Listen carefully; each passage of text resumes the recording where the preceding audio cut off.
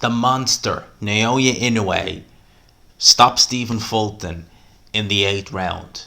Oh boy, this was an exceptional performance by Naoya Inoue. Going into this fight, I didn't do a prediction video, but many people asked me on stream my thoughts going into this fight. My thoughts were, I suspect Inoue will win, probably on a wide enough points decision. That's what I was thinking, because I expected Stephen Fulton to have enough of his wits about him to... I thought he'd be hurt at times in this fight, but I thought he'd be able to get to the end anyway. Not Paul Butler style, where you just go negative and act like you done something amazing by going 11 rounds with Inoue when you did absolutely nothing. I'm not talking about that. I thought that he would at least try, but he would ultimately go into a defensive shell and try to just kind of nitpick his way through the fight, try and win the rounds without taking risks, but be overworked and just have the flashier, harder puncher Inoue win on points. That's what I thought would end up happening. But from the first round, it was pretty apparent what was going to happen in this fight. This was a case of a good fighter, a very good fighter in Stephen Fulton, meeting an exceptional, once-in-a-lifetime talent, in his respective division. Because Inoue, since he turned over probably a decade ago now, he really has been a joy to watch. It's not just the fact that he is tremendously skilled and is a tremendous puncher, because there was a time I felt a lot of fans were kind of figuring that Inoue, because he's fighting the lower weights, he's got an element of skill about him, but it's only really the big punch. No, it's not only just the big punch that he has, I should say. He has tremendous speed, tremendous footwork, great counter-punching ability, a terrific jab, and the jab in this fight was crucial. The jab to the body especially, because he was throwing that from the first round, and in the first round I was looking, not much happened really in the first round, not that much happened anyway. I knew I was the busier guy, he definitely won the first round, but you could see that Fulton had a nerve about him in there. You could see he was nervous, he definitely felt this was a big occasion for him, especially being away from home as well. But you could tell in the first round that the punching power of Naoya Inoue was really having an effect on Stephen Fulton. From the first round, it was really putting him in his box, it was really putting him in his place. And for the first 4 rounds, it was all Inoue. I mean, he literally didn't put a foot wrong. The jab to the body was absolutely on point. It was really having an effect on Stephen Fulton. And I think that between burning nervous energy on the way to the ring and being hit in the body with that big, hard, heavy jab by Inoue, it really took the legs away from Stephen Fulton. And you could see that. He did, to be fair, like in the 5th and 6th rounds, come on a little bit. The 6th round, he caught Inoue with a few shots. And, you could see that Fulton, he was able to use a little bit more strength. Probably a bit more strength than Inoue is used to dealing with down to 118 pounds. But that was it. Like, the spots Stephen Fulton had in this fight were very few and far between. It was pretty much all Naoya Inoue. As I said, you're taking a very, very good champion, a very good fighter in Stephen Fulton, and you're putting him in there with Naoya Inoue, who is an exceptional talent. He really, truly is. He's an exceptional talent, and it showed. And Inoue systematically broke him down into the 8th round. He hurt Stephen Fulton. Stephen Fulton, when he got hurt, his glove appeared to touch the canvas, and the referee should really have stepped in there and called a knockdown, but he didn't, and he got caught with a left hook. And Inoue celebrated like he'd won the fight, because he really didn't think Stephen Fulton was going to get up. A lot of referees would have waved it off then and there. This referee didn't. He picked up the count. Stephen Fulton beat the count. He did look fairly messed up, to be honest with you, even getting back to his feet in the 8th round, but the referee let the fight carry on. Inoue is a lethal finisher. He really is. I mean, it's very seldom you get in trouble that you'll be able to get through Naoya Inoue. When he lets those shots go, he is an absolute killer in there. He was able to get Stephen Fulton out of there. The referee stepped in. Very good stoppage. No issues with it whatsoever. Naoya Inoue, I mean, he's only 30 years old.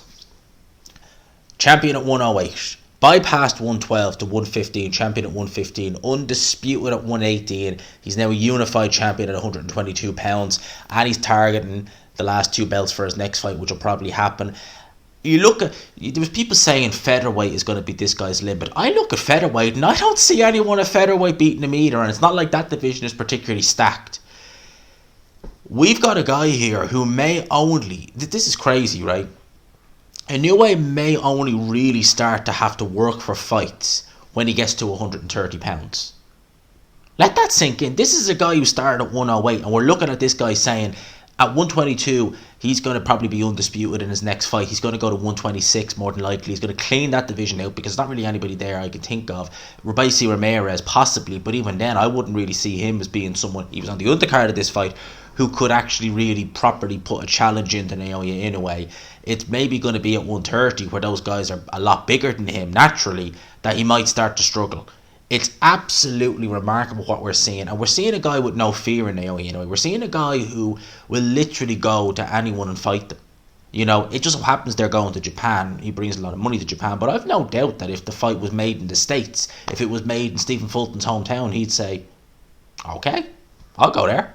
This is a tremendous talent, and we really have to enjoy Naoya Inoue while we have him. I suspect he's got a couple of years, a good few years left. He's still quite young. He's not really had a punishing career apart from the first Nita Donaire fight. And I think we need to enjoy what we're seeing. He really is tremendous. He's got ambition. He's not shying away from challenges. He's looking to pick up his titles. When Tyson Fury, I'm going to throw Fury there, when he says, I'm all about legacy. Now, Naoya Inoue is all about legacy. This man is all about legacy, and he is carving a legacy. You could argue he's the greatest Japanese fighter of all time. You can make the case, or you could say he's definitely on his way to become that, if he's not already that. Inoue is a tremendous talent, as they would say, a generational talent. And as I said, you know, I really don't know who at 122 or 26 could beat this man. It's really going to take him going to 130. God forbid, could he even do lightweight? That really would be something. I mean, he's a 4-weight world champion. If he wins a world title at featherweight, he's a 5-weight world champion. Because I forget, he bypassed flyweight, so he never got a chance to win a world title there. If he goes to if he goes to feather, he's a 5-weight. If he goes to super feather, he's a 6-weight. He would have to go to 140 pounds to even Manny Pacquiao's record. Could he legitimately do that? I think that's a bridge too far. I think that's just, I cannot for the life of me envision that. But certainly we're going to see someone who is at the very least going to be a 5-division world champion. It's absolutely crazy. But this man, and you see, here's the thing. In this fight here against Stephen Fulton, Inoue showed us everything. He is a great boxer. He's a great counter-puncher. He's a great body puncher. He's a tremendous jab. His footwork is absolutely unbelievable. It's right up there with some of the best in boxing. His speed. He literally has everything you want in a fighter. You know, the way he's able to move his feet, the way he's able to get out of range of his opponent but get back in instantly and close the distance, it's crazy. He takes the centre ring. His counter-punching is on point. Everything you see from Naoya Inoue is tremendous. It's not just that he's got brute force that fighters at the lower weights can't deal with. It's a combination of everything. As I said, here you have a very good fighter in Stephen Fulton just get decimated by an exceptional fighter in Naoya Inoue. And that's the best way I can describe it. Tremendous performance by Inoue. Looking forward to seeing what he does next. Looking forward to seeing him go through the divisions, because I think he has the capability to do it. And I genuinely think it's going to be 130 before he's really starting to, I won't even want to say struggle, but have to work for it, if you get me. Because I don't think he really broke a sweat in this fight. I really don't. He's not broke a sweat for a while. I mean, against Nita Donaire in the first fight 4 years ago nearly is the last time you really say he broke a sweat. And believe me, he was in trouble in that fight. But other than that, he's never really had to, you know, just going on what I said there about this guy really chasing legacy and being a real throwback type of fighter, a guy who will just fight anyone.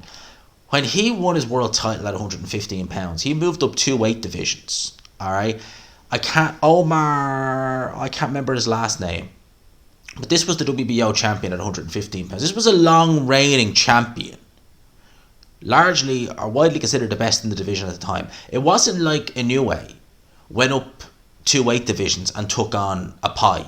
You know, took on the weakest champion in the division, looked for an easy way to get a world title. So I could say, okay, I've moved up 2 weight divisions and now I'm a world champion. He didn't do that. He went in there against a long reigning world champion, for God's sakes. And he blew him out in 2 rounds. Actually broke his hand in that fight. Just, that's all you could say about Naoya Inoue. Tremendous. Absolutely tremendous talent and joy to watch. Real joy to watch. That's the first big fight out of the way for this week, lads. Spence Crawford's the weekend. Let me know your thoughts in the comments. What are you thinking of Inoue? Like the video if you could. Hit subscribe if you haven't already. For now, lads and lasses, I'll talk to you. Peace.